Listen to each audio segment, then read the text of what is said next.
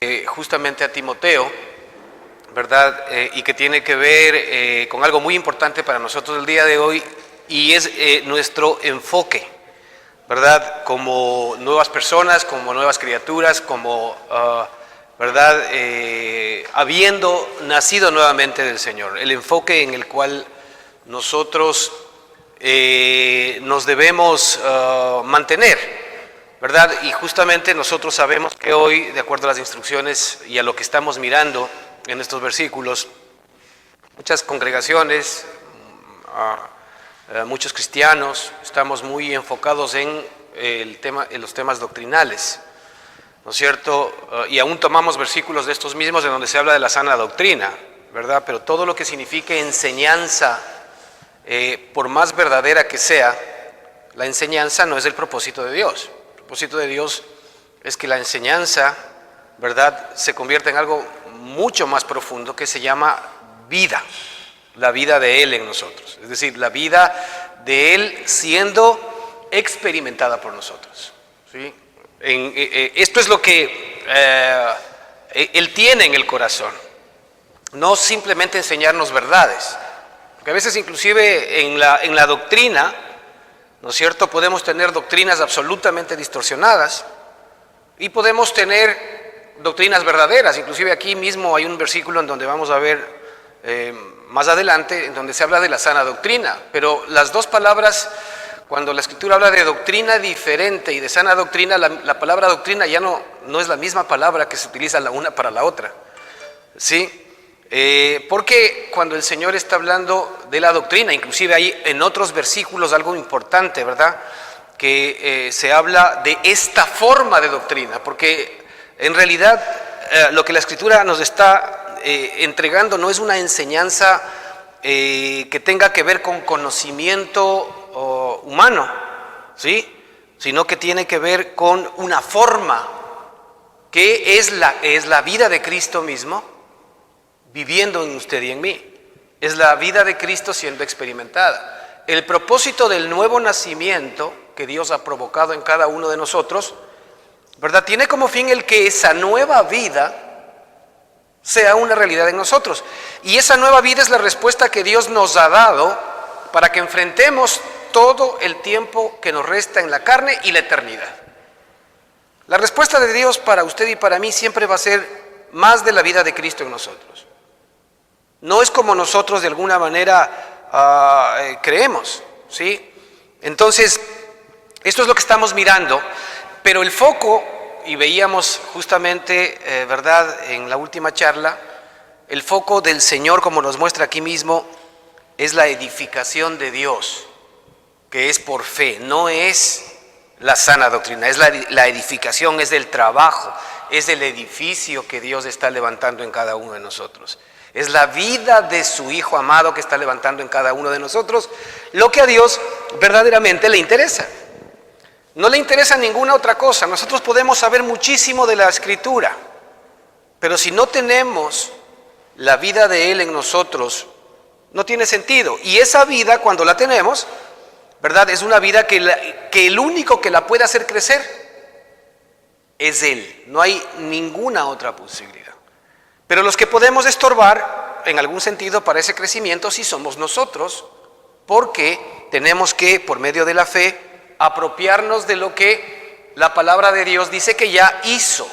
Para esto es importante la fe, porque la fe lo que hace es que nosotros nos apropiemos de todo lo que Dios dice. Dios pone el resto, Dios pone la divinidad, Dios pone el poder, Dios pone la gracia, Dios pone el perdón, el amor, el sacrificio. Dios pone todo lo que es de Dios, ¿verdad? Y lo que efectivamente espera de nosotros en la nueva criatura, porque ni siquiera la fe, ¿verdad?, la fe genuina, que es lo que vamos a ver también ahora, ¿verdad?, ni siquiera la fe que no es la fe genuina sirve para el propósito, porque en nuestro hombre adámico nosotros también tenemos fe. Y usted pregunte a muchísima gente, haga una encuesta en la calle, ¿usted cree en Dios? La mayoría de gente le va a decir que sí cree. Pero esa no es una fe que de alguna manera Dios está esperando de nosotros, no. Él espera que la fe de Cristo, la fe del nuevo hombre, la fe del nuevo nacimiento sea la que se levante. Y habíamos dicho que esta fe tiene una particularidad, porque esta fe, ¿verdad?, genera en nosotros, y eso nos muestra justamente en el concepto de fe, es pues la fe, la certeza de lo que no se ve y la convicción de lo que se espera. La fe genera dos cosas en nosotros: certeza y convicción. Si usted no tiene este ingrediente fundamental de certeza y convicción, que solamente la nueva criatura es capaz de poder generar eso, Dios mismo, entonces no es una fe legítima. Sí, porque no es una fe de decir yo creo, y usted sigue enfermo, y usted sigue asustado, y usted sigue con miedo, y usted sigue con los mismos problemas de siempre, esperando que algún día se le haga realidad algo. No, esa es la fe del viejo hombre que está intentando tener una mente positiva. Eso es otra cosa totalmente distinta y diferente. Aquí no estamos hablando de mente positiva, aquí estamos hablando de la vida poderosa de Cristo morando y viviendo en nosotros. Para que sigamos, aquí el apóstol le envía, le dirige a Timoteo y le dice en el versículo 3: como te rogué que te quedases en Éfeso cuando fui a Macedonia, para que mandases a algunos. Ya habíamos dicho, ¿no?, que ya había, aún en entonces ya había un desenfoque, ¿no es cierto?, en lo que efectivamente Dios quería y lo que estaba enseñando inclusive el propio apóstol Pablo. Dice: mandase a algunos que no enseñen diferente doctrina, ni presten atención a fábulas y genealogías interminables que acarrean disputas, ¿verdad?, más bien que edificación de Dios, que es por fe. Así te encargo ahora. Entonces, ¿cuál era el propósito del mandamiento que le estaba dando el apóstol Pablo a Timoteo? Que efectivamente va y corrija algo que estaba comenzando a salirse de la mano, ¿verdad?, con los efesios, ¿no?, en Éfeso. Y era que efectivamente estaban enfocándose en lo que normalmente hoy, ¿verdad?, las congregaciones nos enfocamos, y es en la doctrina, es sobre la base de una enseñanza. Puede ser un capítulo, puede ser un versículo, puede ser una persona, puede ser lo que sea. En base a esas enseñanzas nosotros levantamos efectivamente, ¿verdad?, nuevos caminos, nuevas perspectivas para poder aparentemente llegar a Dios. Aquí habla de prestar atención a fábulas y genealogías interminables.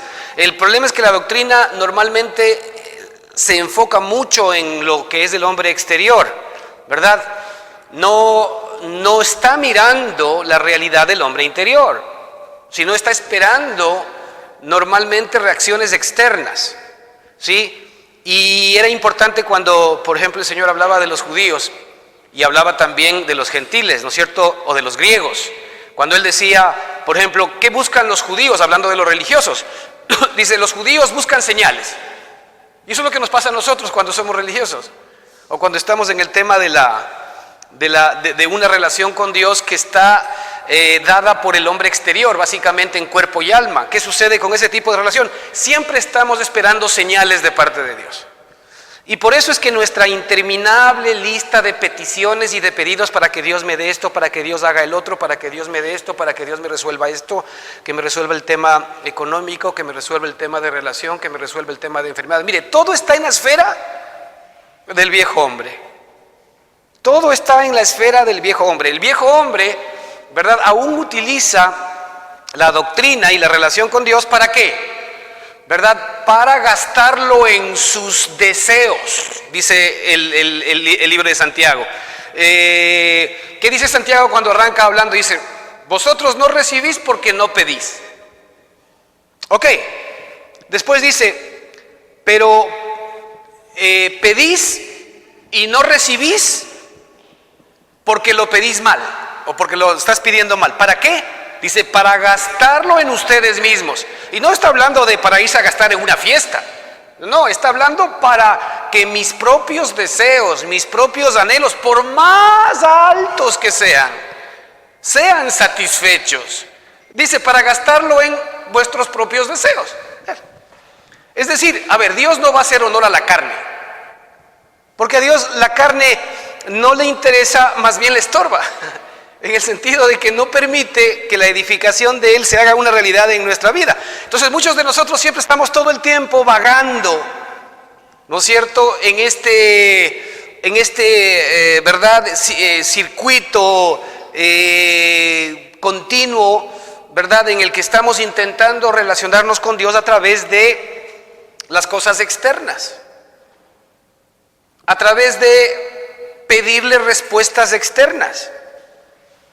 Pero lo que efectivamente Dios está queriendo con usted y conmigo es que nosotros encontremos las respuestas a todas las cosas, ¿verdad?, en la obra que Él ya hizo. Es decir, si el Señor nos dio a Cristo, dice la Escritura, no escatimó ni siquiera a su propio Hijo, sino que por el amor que le tuvo a usted, a mí y a mí, ¿verdad?, lo entregó por todos nosotros. La Escritura dice, a ver, ¿cómo no nos dará juntamente con Él todas las demás cosas?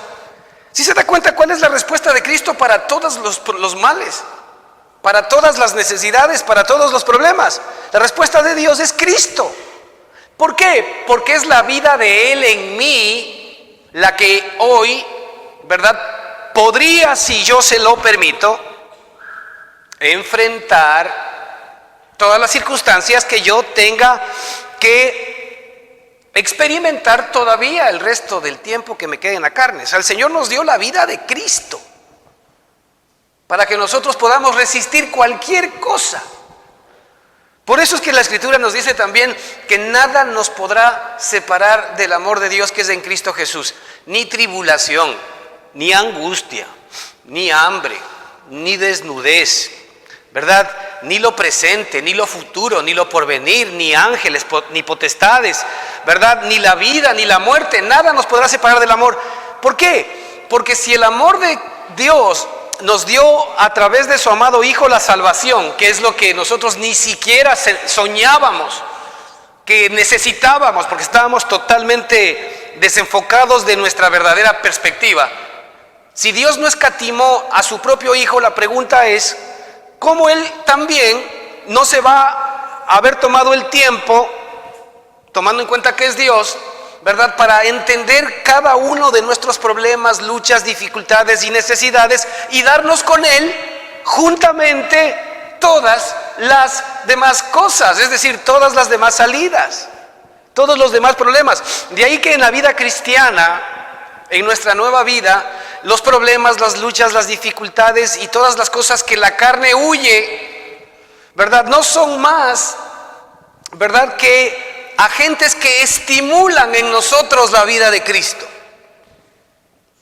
Porque el propósito de Dios es la edificación, es el edificio de Dios, es Cristo viviendo en nosotros. Y la única manera como Cristo se levanta, ¿no es cierto?, es cuando nosotros se lo permitimos en medio de circunstancias lamentablemente para nosotros a veces complicadas. Pero la perspectiva de Dios es que nada hagamos sin que Cristo sea el que more en nosotros. Por ejemplo, hay unos versículos en la Escritura que hablan, si mal no recuerdo, en el libro de Hebreos, hablan sobre el arrepentimiento de obras muertas. Sí, y ese arrepentimiento de obras muertas tiene que ver con cambiar nuestra manera de entender, ¿verdad?, nuestro actuar, nuestro obrar. Obras muertas son las obras que salen del muerto, y alguna vez hemos hablado de esto aquí.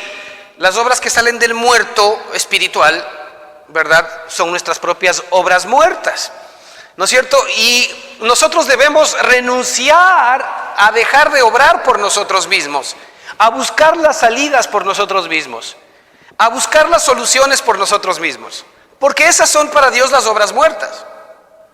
El arrepentimiento de obras muertas tiene que ver con renunciar a mis propias capacidades para dar paso al poder y a las capacidades del Señor. No es que sea competente por mí mismo, decía el apóstol Pablo, sino que mi competencia proviene de Dios. Así es como es en la nueva vida, porque no olvidemos el Salmo 23, Jehová es mi pastor y nada me faltará. En mi nueva relación con mi papá, Él suple todas las cosas. En mi nueva relación con mi Padre, Él absolutamente suple todas mis necesidades, todas mis descompensaciones. Él las suple. Él suple en el espíritu, Él suple en el alma y Él suple en el cuerpo. Así como estamos viendo aquí, como en el caso de Timoteo, cuando nosotros nos enfocamos en la doctrina, ¿verdad? O nos estamos enfocando en interminables genealogías. Hay a mucha gente que le encanta hablar de estas cosas. De que, ¿y qué pasará con el fin del mundo? ¿Y qué pasará con las profecías? Y que a mucha gente le encanta divagar en estos temas. Eso es la carne, ¿ah? Tratando de satisfacer preguntas. ¿Habrá el infierno? ¿Habrá el cielo? Hay mucha gente que le encanta hablar de estos temas. La pregunta es, ¿qué trae eso? ¿Disputas, edificación, división? Eso es lo que trae. Porque finalmente en la carne no están las respuestas, pues. ¿Me explico? Entonces, la idea del Señor para los efesios y para nosotros, evidentemente, es este tema importante que lo comenzamos a ver hoy a partir del versículo 5. Dice, pues el propósito de este mandamiento, ¿no es cierto? El propósito. ¿Por qué estoy mandando esto?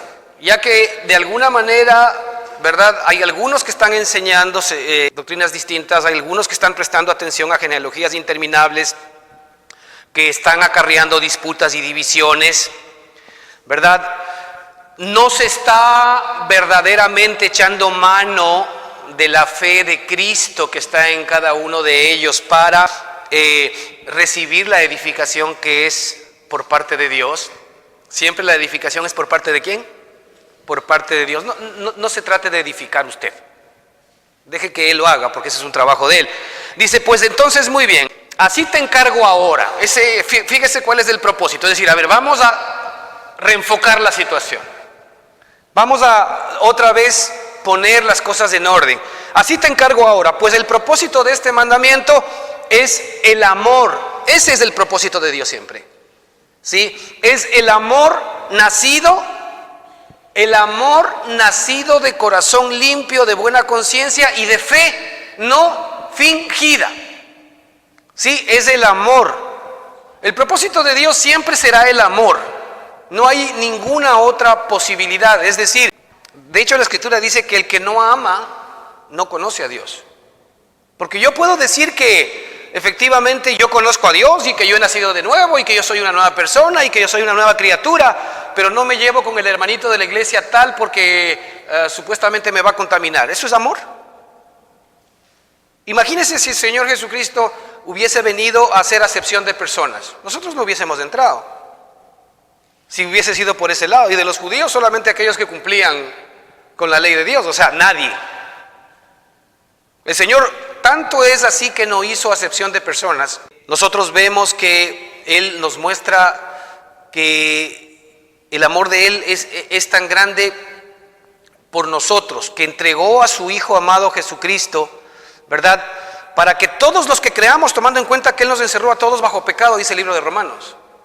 Él nos encerró a todos los seres humanos bajo pecado. ¿Para qué? Para tener misericordia de todos, porque resulta que la única fórmula, ¿verdad?, que se maneja en la perspectiva del Señor para que nosotros podamos ser recibidos a salvación, a esta nueva vida, es que Él tenga misericordia de nosotros. El Señor dice, no depende del que quiere ni del que corre, sino de Dios, de quien tiene misericordia. Eso está en Romanos 8, me parece. ¿Sí? No depende del que corre ni del que quiere. Así como cuando usted ahora vive en su carne, no dependió de usted el vivir en esta carne. A usted no se le pidió permiso para vivir en esta carne. Tampoco nadie le pide permiso a usted para vivir en el Espíritu. O mejor dicho, para nacer del Espíritu. ¿Sí? Porque para vivir en el Espíritu sí tenemos esa capacidad por el poder de Dios que nos ha dado. ¿Sí? Pero entonces, depende del llamamiento de Dios, depende de la elección de Dios para usted y para mí. Y la Escritura dice, entonces depende de que Dios tenga misericordia de mí. Entonces, claro, algunos pueden decir, sí, pero ¿y si no tiene? Pues después lo aclara maravillosamente la perspectiva, porque dice que Él encerró a judíos y a gentiles bajo pecado. Es decir, Él encerró a todos bajo pecado. ¿Para qué? Dice la Escritura, para tener misericordia de todos. Así que no hay nadie que se escape de la misericordia de Dios, por una muy sencilla razón. Así como nadie se puede escapar del amor de Dios, porque Dios simplemente ama, e increíblemente Dios ama más, ¿verdad?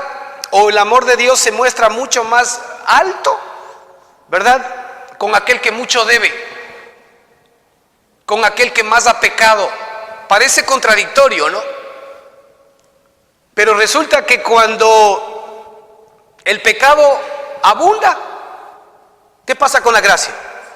Sobreabunda, eso siempre.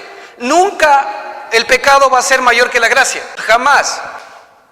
Porque cuando el pecado abunda, sobreabunda la gracia. Así que como Cristo ya hizo la obra, Él vino cuando el pecado sobreabundó.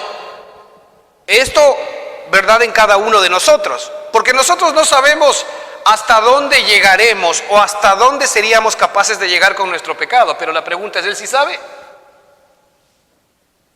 Ya murió por mí, sabiéndolo. De tal manera de que la gracia de Él ya sobreabundó sobre mi pecado. Y así, ¿verdad?, en todos los seres humanos. Entonces, ese amor de Dios para usted y para mí es lo que Él quiere que sea una realidad en cada uno de nosotros. Primero, que usted reciba el amor de Él. Él no está esperando que usted ame. No, Él está esperando que usted se deje amar. Él está esperando que usted se deje amar, ¿verdad?, específicamente en aquellas áreas en donde usted se odia, en donde usted no se acepta, porque ahí es donde, desde su perspectiva, ¿verdad?, el pecado sobreabunda en usted o abunda en usted. Muy bien, en donde el pecado abunde en usted y específicamente en aquellas áreas en las cuales usted mismo se avergonzaría, ¿verdad?, o no se perdonaría a sí mismo. Bueno, en aquellas áreas es donde el amor de Dios ha sobreabundado y en donde el Señor dice, recibe mi amor. Porque si usted no recibe el amor de Dios, si usted no experimenta y no recibe el amor de Dios en su vida, entonces la pregunta es, ¿cómo va a poder dar amor? Nadie puede dar a los demás algo que no tiene. Entonces, ¿por qué nosotros muchas veces odiamos? ¿Por qué nosotros somos parcos con la gente? ¿Por qué somos indiferentes? ¿Por qué somos rudos? ¿Por qué somos duros? Pues porque eso nos está pasando a nosotros. Nosotros simplemente estamos dando lo que somos. Esa es la manera como nuestro hombre interior, la amargura de nuestro viejo hombre, ¿verdad?, que nos está carcomiendo internamente, se hace real hacia los demás. Cuando yo odio, realmente yo tengo un problema interno en mi corazón, porque yo estoy dando de lo que abunda en mi corazón. ¿De qué habla la boca? De lo que abunda en mi corazón. ¿Me explico? Entonces, cuando yo hable de amor, cuando yo ame, indistintamente de lo que pase alrededor, la pregunta es, ¿qué amor será el que está operando en mi vida? El amor de Él. ¿Qué es lo que usted y yo necesitamos en este tiempo para que toda nuestra vida, primero la vida particular nuestra, para que nuestra vida particular salga de todos los rollos en los cuales nos encontramos, problemas, luchas, dificultades, adicciones, desánimos, problemas serios, brujerías, locuras, lo que usted quiera? Lo que usted necesita verdaderamente, y todas estas circunstancias externas se lo están mostrando, es el amor de Dios. Eso es lo que usted necesita, recibir el amor de Dios en su vida. El libro de Romanos, capítulo 7 me parece, no estoy muy seguro, pero nos dice que para que nosotros podamos recibir el don de la justicia, ojo, porque la justicia es un don de Dios, es un regalo. La justicia no es mi propia capacidad de hacer cosas buenas, sino es un regalo de Dios. Dice, a los que reciben primero la abundancia de su gracia y como consecuencia el don de la justicia. Mire, así es la fórmula. Primero usted tiene que recibir todos los días la abundancia de la gracia de Dios. Y ahí es donde Dios va a permitir que la carne a usted le siga mostrando cosas en su vida despreciables seguramente. ¿Pero para qué? Para que usted pueda ver en su corazón en donde el amor de Dios necesita ser recibido. ¿Usted necesita ser limpio de algo? Pues necesita que el amor de Dios en esa área de su vida sea recibido. Usted es una persona que tiene mucha amargura en su corazón, pues necesita reconocer delante de Dios que esa amargura, ¿verdad?, tiene que ser lavada, curada y limpiada por el amor de Dios. Usted tiene desórdenes en su vida, cualquier cosa que se le muestre. Por eso es que el Espíritu Santo, a eso es lo que se llama también redarguir, el Espíritu Santo nos va a ir mostrando circunstancias de nuestra vida. Ventajosamente Él no lo hace de una vez con todo, porque nos aplastaría, ¿sí? Él lo va haciendo en la medida en que primero va limpiando el camino. Porque lo que Dios quiere hacer ahora con usted y conmigo, ya que no pertenecemos al viejo hombre, no se olvide, ya no somos del viejo hombre, nuestro viejo hombre fue crucificado juntamente con Él. Es decir, desde la perspectiva del Señor, nuestro viejo hombre ya murió. Ahora, ¿qué es lo que pasa? Nosotros todavía seguimos, digamos que sucios, en un sentido, por ponerlo así, del viejo hombre. Estamos contaminados. ¿Qué es lo que hace Dios? Ahora Dios nos limpia, nos comienza a limpiar. Como ya tenemos la nueva vida de Él, esta vida es una vida regeneradora. Es una vida que edifica. Es una vida que lo que hace es llevarnos a la estatura de la plenitud de la santidad, de la justicia, de la verdad, de todo lo que Cristo es. ¿Me explico? Mientras que, claro, Satanás, el mundo, nuestra propia carne y todo lo que está alrededor, la religión, lo que hacen es tratar de enfocarnos en esas cosas pecaminosas para que nosotros hagamos algo con ellas. Error garrafal, porque ya el Señor Jesucristo hizo todo con ello, crucificó, acabó, murió. Solamente el Espíritu es capaz de poder limpiarnos. Por el Espíritu haced morir las obras de la carne. Fíjese que nosotros lo que tenemos que hacer morir son nuestras obras. Por el Espíritu haced morir. ¿Quién es el que termina matando mis obras? El Espíritu. Él es el que dice: yo soy el que aniquilé, yo soy el que mato. ¿Sí? Tú simplemente recurre a mi amor. Mi amor está absolutamente asegurado, garantizado para ti. En esta área de tu vida, en donde sigues luchando, pues muy bien, en esta área de tu vida, tú necesitas mi amor. Ese amor es el que cubrirá multitud de pecados, pero ese cubrirá terminará no solamente pagando la deuda que ya fue pagada por Cristo, sino que terminará el amor de Dios cubriendo. ¿Qué significa? Cubrir significa quitar, es vaciar todo aquello que no es el amor de Dios. Pero nosotros, ¿cómo vemos? El amor de Dios cubrirá, me perdonará, porque no solamente me perdonará, ya los pecados me los perdonó. Ya los pecados míos me los perdonó. Ahora lo que se necesita es que el amor de Dios cubra todo aquello. ¿Me explico? Que el amor de Dios llene todo aquello. ¿Cómo yo permito que el amor de Dios llene todo aquello? Recibiendo el amor de Dios en todas aquellas áreas en las cuales yo todavía no veo el amor, el gozo, la paz, la paciencia, la benignidad, la bondad, la fe, la mansedumbre, la templanza, el dominio propio. No veo la santidad, no veo la justicia, no veo la verdad. No, eso no es para recriminarnos, eso es para ayudarnos a seguir recibiendo la gracia de Dios. Es que el amor de Dios va a ese nivel. El amor de Dios no recrimina, porque el amor de Dios lo que ha venido es a salvarnos de nosotros mismos.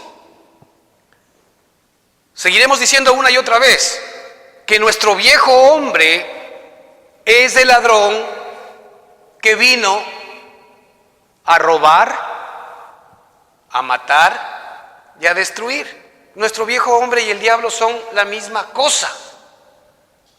son el mismo cóctel. Cuando el Señor Jesucristo les dijo a los judíos: vosotros tenéis un padre, vosotros sois hijos de vuestro padre él, ¿a quién cree que se lo dijo? Solamente a ellos y no a nosotros. Es lo mismo, pues, que está hablando a la carne. Nosotros tenemos en la carne un papá, y por eso él dice: y los deseos de vuestro padre queréis hacer. Qué raro, ¿no? Si nuestro papá ha sido el diablo, qué raro que nosotros a veces hagamos cosas malas, ¿no? Qué raro que nosotros digamos: ¿por qué aquello que sé que lo bueno que debo hacer no lo hago? Qué raro, ¿por qué será, no? Porque nosotros queremos por naturaleza hacer los deseos ¿de quién? De nuestro papá, pues. Pero ya no es nuestro papá. ¿Por qué? Porque nosotros morimos. Ahí es donde el Padre vino a sanarnos, a curarnos. El Padre vino a crucificar a nuestro viejo hombre. Y no solamente que crucificó a nuestro viejo hombre, sino que Él dice que llevó las potestades, que Él llevó los demonios, que Él llevó al mismo diablo y Satanás a la cruz del Calvario. Él está vencido. Por eso es que la Escritura también nos dice: no deis lugar al diablo. Pero muchos de nosotros nos encanta darle lugar al diablo. Y más estamos a la expectativa de lo que nos haga el diablo que lo que Dios ha hecho.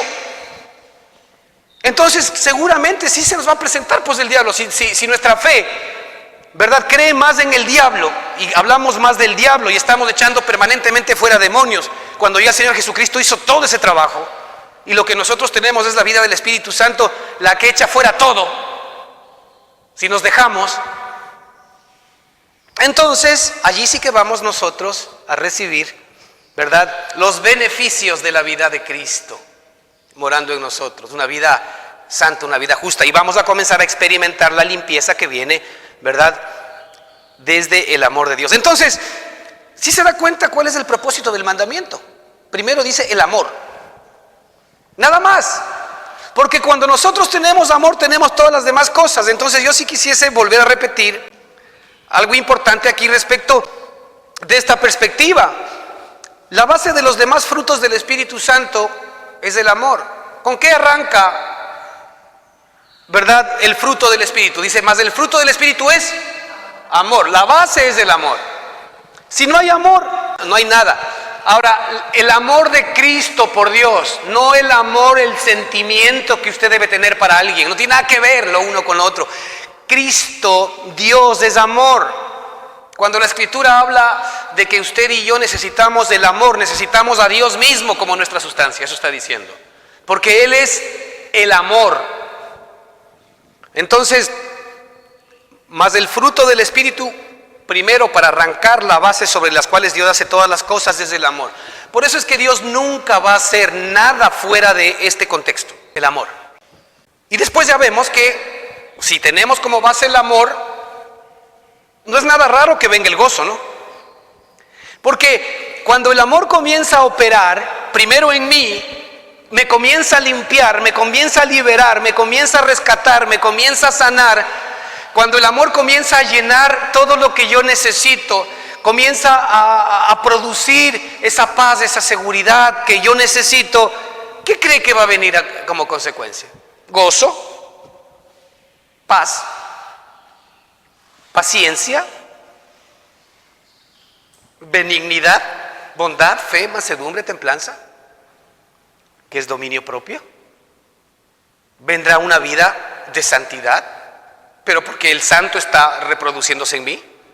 Vendrá una vida de justicia, porque el justo se está reproduciendo en mí. Vendrá una vida real, de verdad, porque el justo o el real o el verdadero se está reproduciendo en mí. Entonces, claro, contra estas cosas ya no existe ley, dice Gálatas 5:22. Contra estas cosas ya no existe ley. Ahora, hermanos, nosotros, y el Espíritu Santo nos muestra algo muy importante, ya no tenemos que pedir el amor de Dios, porque el amor de Dios nos ha sido dado. De acuerdo a Romanos 5:5, nos dice la Escritura que la esperanza no avergüenza, porque el amor de Dios ha sido o será. El amor de Dios ha sido derramado por el Espíritu Santo que nos fue dado. Fíjese, el amor de Dios ya ha sido derramado en nosotros. ¿Un poquito? No, todo. El amor de Dios ya ha sido derramado en nosotros. El momento en que tú recibiste a Cristo en tu corazón, el momento en que tú tomaste una decisión para que Cristo venga a morar en ti, el Espíritu Santo lo que hizo básicamente fue derramar el amor de Dios en tu corazón. Ahora se necesita que todo ese aljibe que está en ti del amor de Dios se abra. Me explico. Para que ese amor pueda comenzar a penetrar a todo tu ser. El amor de Dios ya está en ti. Ya no estemos pidiendo el amor de Dios. Aquí dice la Escritura que el amor de Dios ha sido derramado en nuestros corazones por el Espíritu Santo que nos fue dado. Ahora la pregunta es, ¿estamos experimentando ese amor? Bueno, vamos a ver más adelante. El amor manifestado en nosotros. Esto es el foco de lo que el apóstol nos está enseñando. Que este amor debe ser una realidad en mí y en usted. Y la Escritura lo personaliza de la siguiente manera. Dice, si yo hablase lenguas humanas y angélicas y no tengo amor, lo que hemos dicho, vengo a ser como metal que resuena o címbalo que retiñe. Y si tuviese profecía, que es todo lo que normalmente, ¿verdad?, en los ambientes religiosos queremos, ¿no? Los profetas, los milagros, etcétera. Dice, y si tuviese profecía y entendiese todos los misterios y toda ciencia, y si tuviese toda la fe,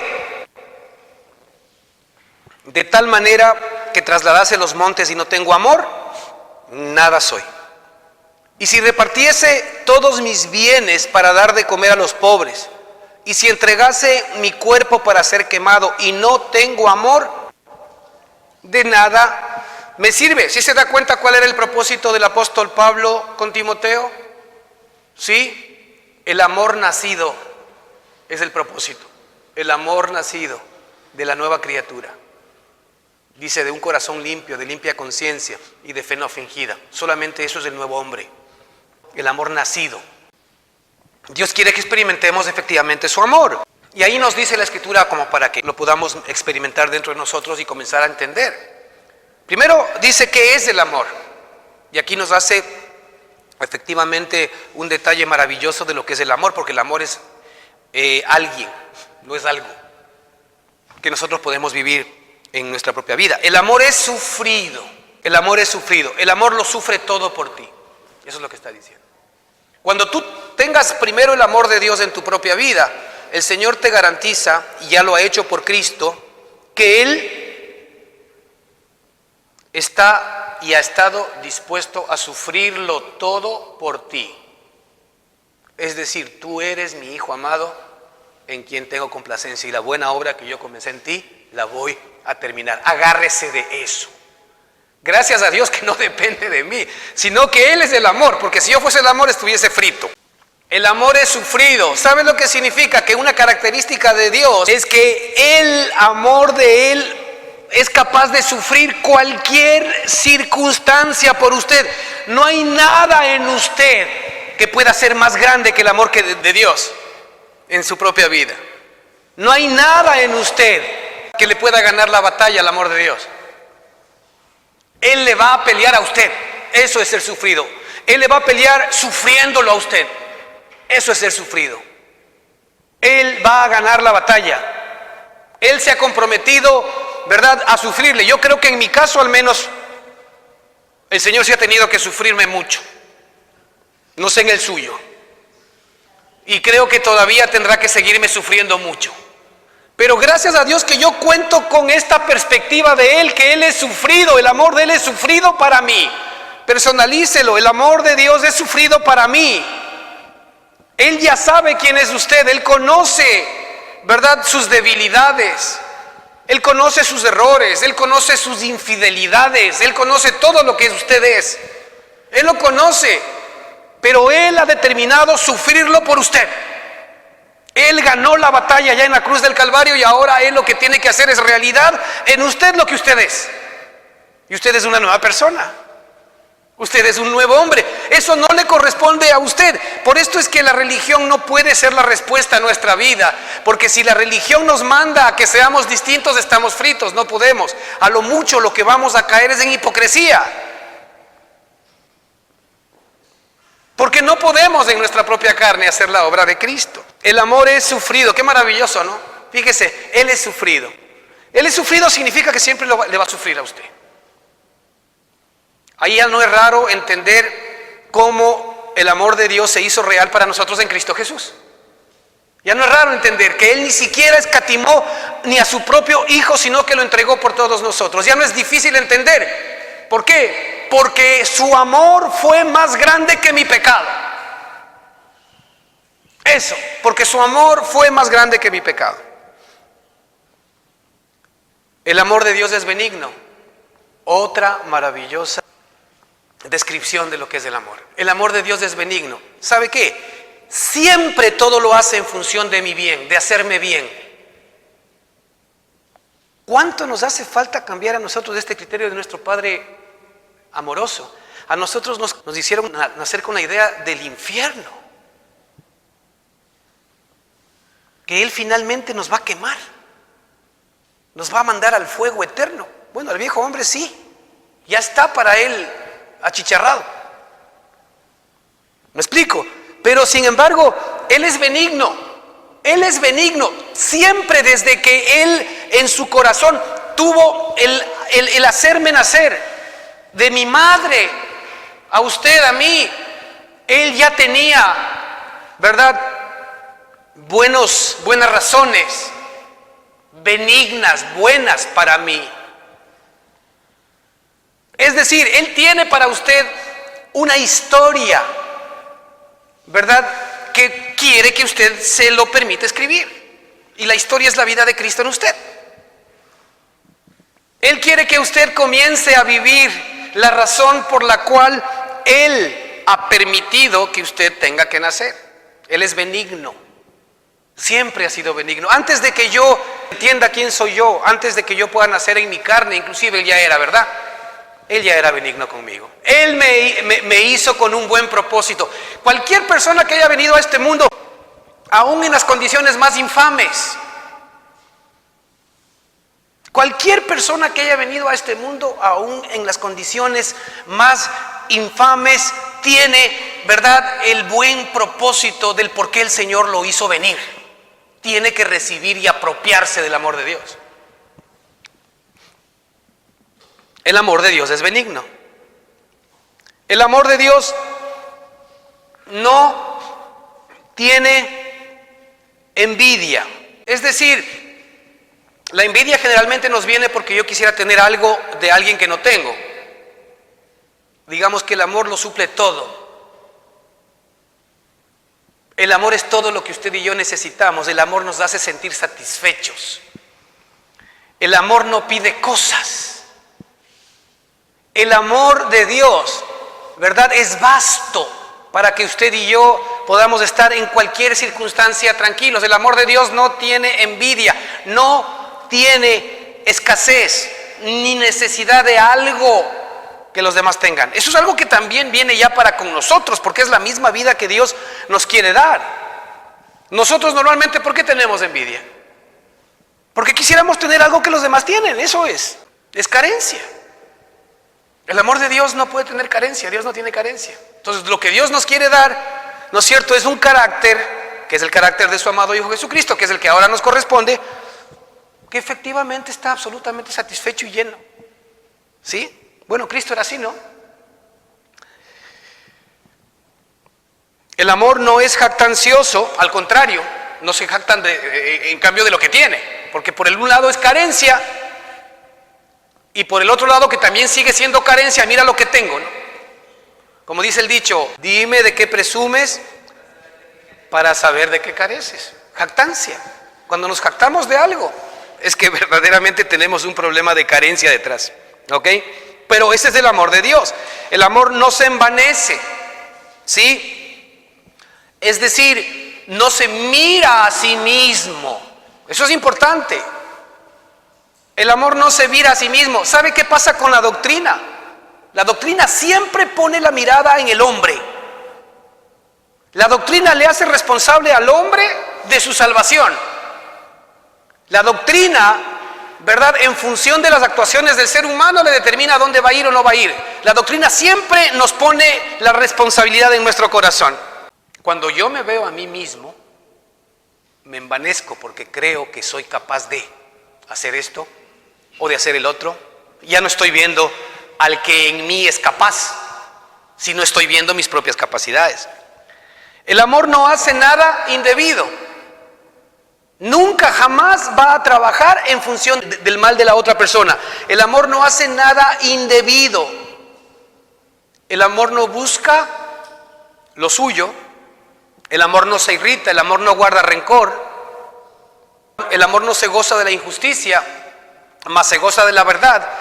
El amor, fíjese, todo lo sufre, todo lo cree, todo lo espera, todo lo soporta. El amor nunca deja de ser. Bueno, el propósito de este mandamiento, le decía Pablo a Timoteo, es el amor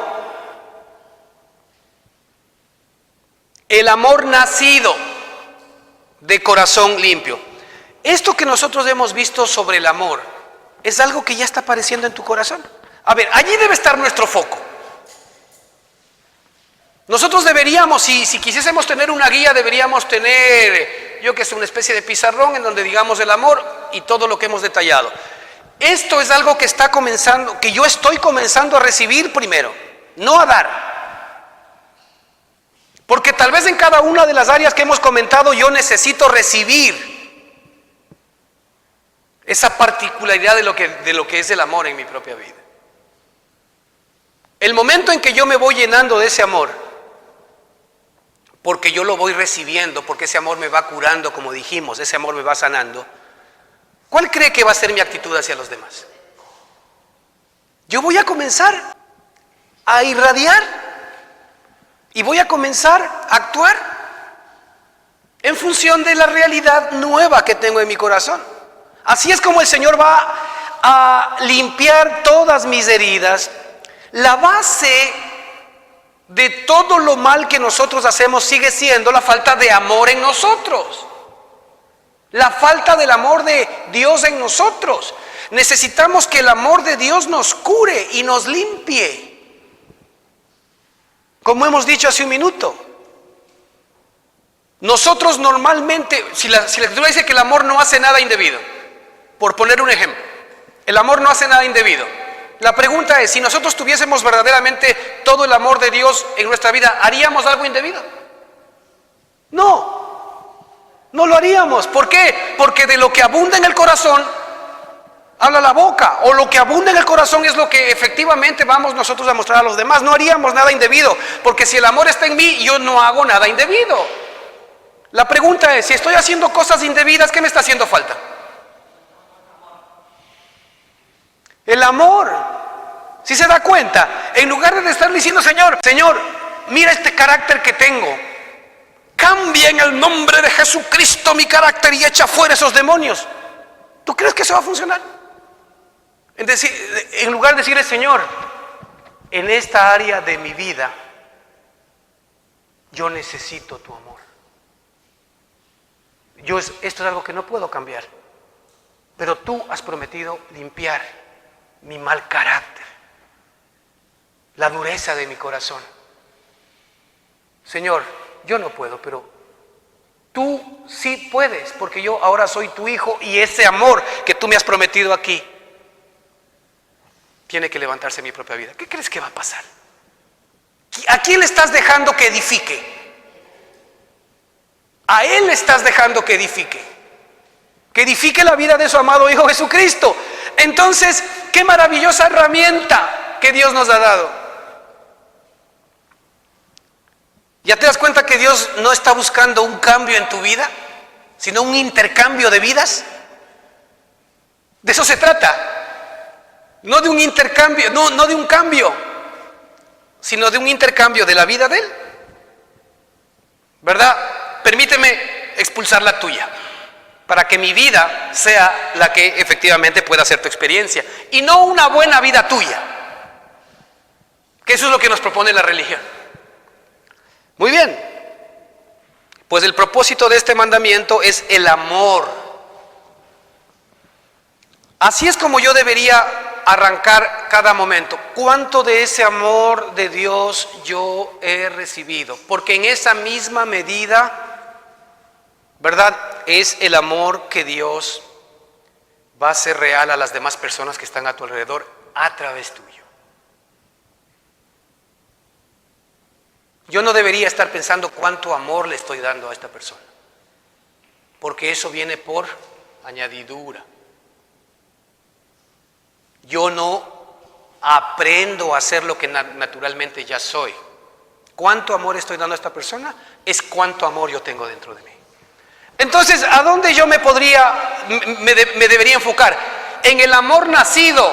¿En dónde nace el amor? En cada uno de nosotros. El amor nacido de corazón limpio. Corazón limpio. ¿Quién tiene el corazón limpio aquí? La nueva persona, ¿no? Este es el nuevo hombre, es la nueva criatura, no es la vieja criatura.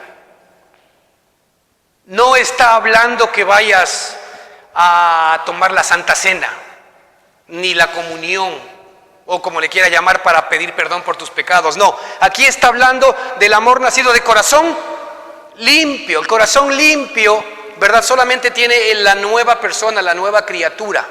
Por eso dice la Escritura que todo aquel que es nacido de Dios no peca y no puede pecar. Ese hombre que es nacido de Dios tiene el corazón limpio. El amor nacido de corazón limpio y de buena conciencia. Corazón limpio tiene que ver con el espíritu nuevo, ¿no? A propósito. El corazón, el espíritu nuevo nos da el corazón nuevo, el corazón limpio. El espíritu que mora en mí, espíritu.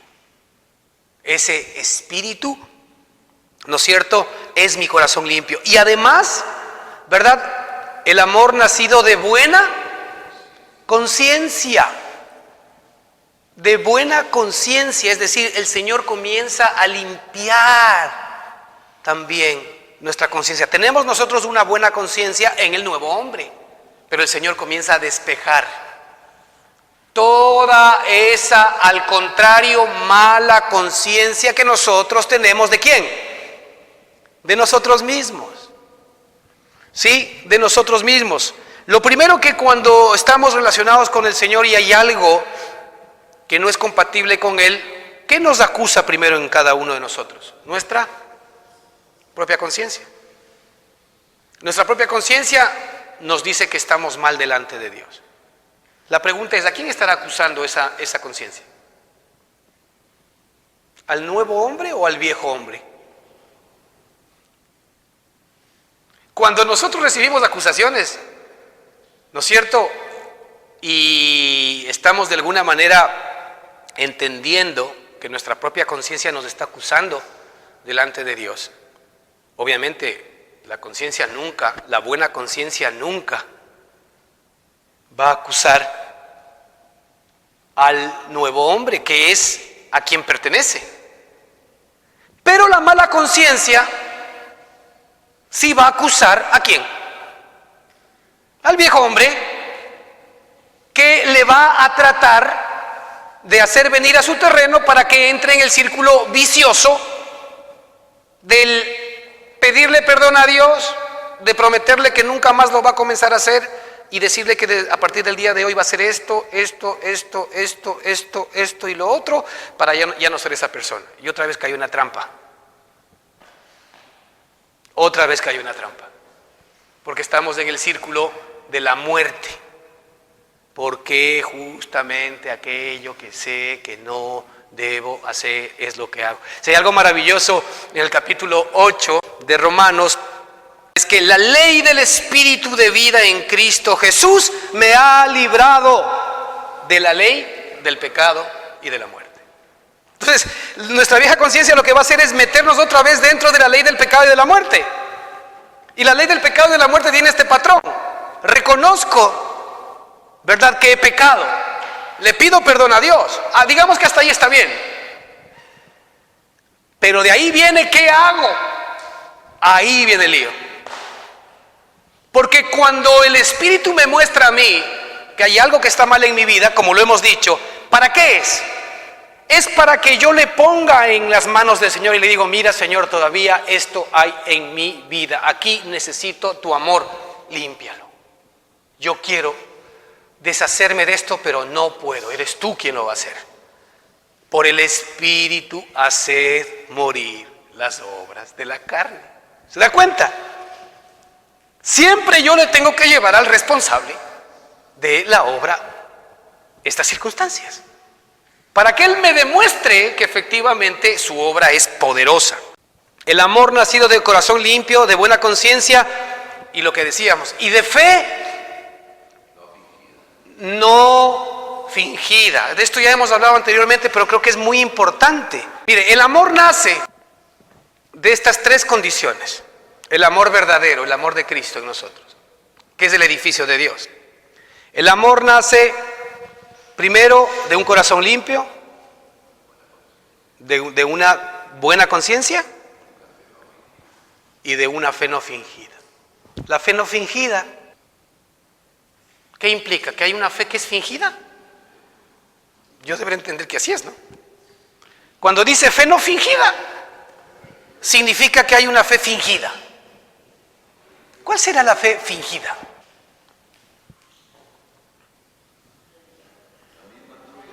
¿No será la fe religiosa? Porque ¿de dónde sale esa fe? A ver, cuando la Escritura habla de algo fingido, está hablando de que hay algo genuino. ¿No es cierto? Ok, entonces, la fe no fingida, ¿de quién saldrá cuando ya estamos hablando de esto? Del Espíritu, de la nueva persona y de la nueva criatura. Esa es la fe que tú necesitas, que es la que, ¿verdad?, te da acceso a la convicción y la seguridad. ¿No es cierto? Después la fe, la seguridad de lo que se espera y la convicción de lo que no se ve. Seguridad, convicción, convicción y seguridad. Esta fe te da acceso a eso. Esta fe te hace ver cosas que la otra fe no es capaz de hacerte ver. Ok, esta fe, y uno sabe cuando está en esa fe.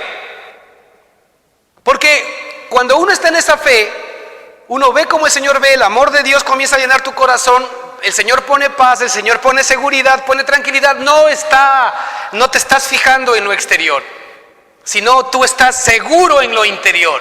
Eso es algo que es divino, eso es algo que da el Señor. Ya pueden estar, como en el caso de Esteban, cayendo a piedrazos, y él está puesto su corazón ¿en dónde? ¿En dónde estaba su mente? Su mente estaba viendo al Señor que estaba sentado a la diestra del Padre, y no se estaba dando cuenta el amigo que le iban a caer a piedrazos. ¿Sí se da cuenta? ¿Con qué fe estaba actuando él? Seguridad. ¿Sí?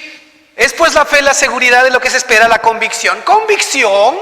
Él estaba viendo cosas que los demás ni se enteraban. Oye, cuidado que te caen las piedras. Seguramente le comenzaron a caer las piedras. Yo no veo un solo versículo o una sola letra que diga ¡ay, ay, ay! Seguramente hasta esa perspectiva lo anestesió en términos externos, de tal manera que ni sintió los piedrazos. Tal vez eran pétalos de rosa que le estaban cayendo en ese momento cuando estaba sabiendo a dónde se estaba yendo. ¿Me entienden? Esa fe, la fe no fingida, significa que sale de alguien que no es el verdadero, que no es el real. ¿Quién será? ¿Quién no será el real en nosotros? Nuestra carne, nuestro viejo hombre.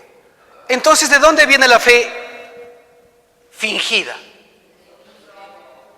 De nuestro viejo hombre, de nuestra fe carnal. Pregunto yo, en este ambiente religioso, ¿qué fe es la que está primando? ¿Ah? ¿Qué fe? Claro, la de la carne. Esa es la que prima, la fe fingida. Pero fíjese que el Espíritu nos tiene que mostrar que inclusive la fe es algo que se puede fingir. Pero si es que yo oré, pero si es que yo le dije a Dios, es que le he dicho, Señor, quítame, quítame, y no me quita. ¿Qué fe será la que está funcionando ahí? Porque fíjese, la fe la fe, y esto tal vez es muy importante, la fe fingida siempre está viendo al viejo hombre o a mí mismo como el responsable. ¿Sí se da cuenta? Ahí hay una pista maravillosa. La fe, cuando es fingida, siempre pone el peso de la responsabilidad sobre ti. Ok, mientras que la fe genuina pone el peso de la responsabilidad ¿sobre quién? Sobre el único que es capaz de poderte cambiar, de poderte hacer una nueva persona, de poderte hacer una nueva criatura, de poder liberarte, de poderte dar vida, de poder levantarte de los muertos, de poder resucitarte. Sobre el único que es capaz de poder hacer eso, sobre el único que es capaz de poder construir el edificio en tu propia vida. Edificación de Dios, que es por medio de la fe. Esa es la fe no fingida, la edificación de Dios, que es por medio de la fe no fingida. Fíjese que tenemos que tener cuidado inclusive qué tipo de fe le estamos metiendo a esta fiesta. De allí que el primer paso para nosotros para recibir la verdad, la realidad y la provisión de Dios es siempre estar seguros de que estamos en la fe no fingida. Y la fe no fingida lo primero que nos muestra es que la responsabilidad sigue siendo del Padre, que nos cuesta muchas veces. ¿Por qué? Porque la carne, porque todo lo que nosotros hemos aprendido nos tratan de mostrar a nosotros como responsables. Y este no es un lavarse las manos como Poncio Pilatos, sino es que la Escritura mismo lo dice. El Señor nos ha dado a nosotros la Escritura, nos ha dado la ley para que la cumplamos, ¿sí o no? Porque si te ha dado para que la cumplas, estás frito. De hecho, la misma Escritura nos dice que la ley fue dada. ¿Para qué?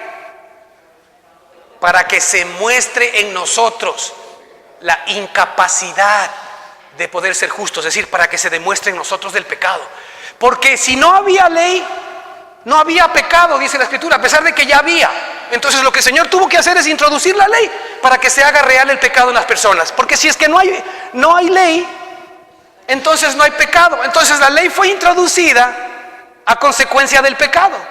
Ok, entonces la ley, como veremos en las próximas reuniones, es para los pecadores, para los injustos, etcétera, etcétera. Porque la Escritura en cambio dice que para el nuevo hombre no hay ley. Él es ley para sí mismo, porque en él vive la ley del Espíritu de vida en Cristo Jesús. Entonces el amor nacido de esta nueva criatura es el foco suyo y mío. No la sana doctrina, simplemente. Si la sana doctrina, por más sana, por más limpia, por más verdadera que sea, no se ve replicada en mi experiencia, ¿qué pasa? Se quedó como doctrina nomás. Pero el propósito de Dios es: yo he venido para que tengáis vida, y vida en abundancia. Seguimos la próxima semana. Amén.